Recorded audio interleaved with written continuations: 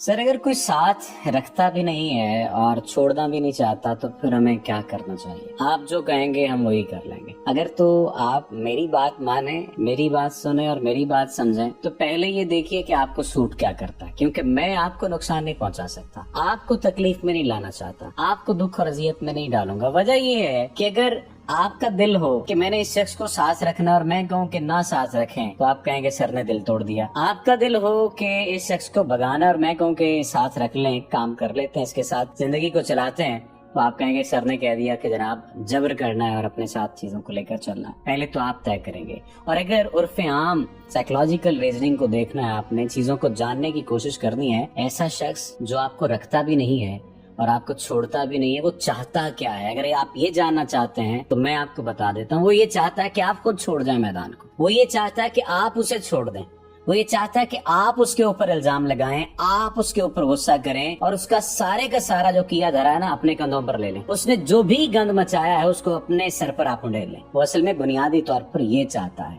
अब ऐसे शख्स के साथ क्या करना है ये आप तय करेंगे और आपके तय करने के बाद फिर हम तय करेंगे कि इसके साथ क्या किया जाना चाहिए। देखें, दो किस्म के मामलात होते हैं। एक तो ये कि वहाँ पर आपके पास ऑप्शन ही नहीं पीछे हटने की, आपके पास ऑप्शन ही नहीं होता कि इस शख्स को छोड़ना है, आपके पास ऑप्शन ही नहीं होता कि आपने इसके साथ अपनी राहों को अलग कर लेना, जुदा कर लेना है। और एक जगह पर ऑप्शन होती है आपके पास कि आप अपनी जिंदगी में आगे बढ़ सकते हैं, आप अपनी जिंदगी में बात तरक्की कर सकते हैं और तरक्की करने के बाद उसको दिखा सकते हैं अगर दिखाने का दिल करे, वरना अपनी राहों पर चलते चलते इतने आगे निकल सकते हैं कि आपको जरूरत भी ना पड़े उसको देखने की और उसको कुछ दिखाने की। तय आपने करना है। और जब आप तय कर लेंगे कि हमने अपनी जिंदगी को इस अंदाज से ट्रेनिंग देनी है, इस अंदाज से लेकर चलना है, उसके बाद फिर बता दीजिए कि सर ये करना है और फिर वो होगा।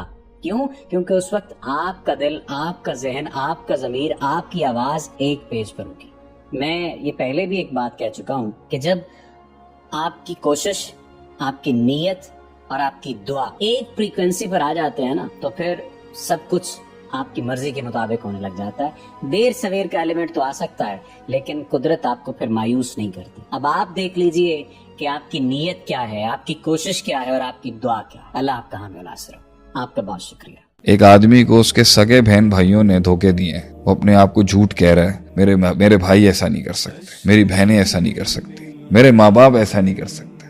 अल्लाह ने वो सिचुएशन खड़ी कर दी है जहाँ भाइयों ने भाइयों का कत्ल किया। अब भी आप यही कहेंगे? तो लोग ये टोल नहीं लेना चाहते क्योंकि उन्होंने अपने खानदान को बुत बनाया हुआ, वो इबादत करता था। तो अल्लाह ने ये रिश्ते, ये दुनिया एज अ वेसल दी थी, एज अ माबूद नहीं दी थी। आप तो वर्शिप कर रहे हो, आपने तो अपना आप इनको उस लेवल तक दिया हुआ जो तो खालिक का हक था। तो खालिक ने ही दरवाजे बंद करवा दिए ना आप, और इस तरह बंद किए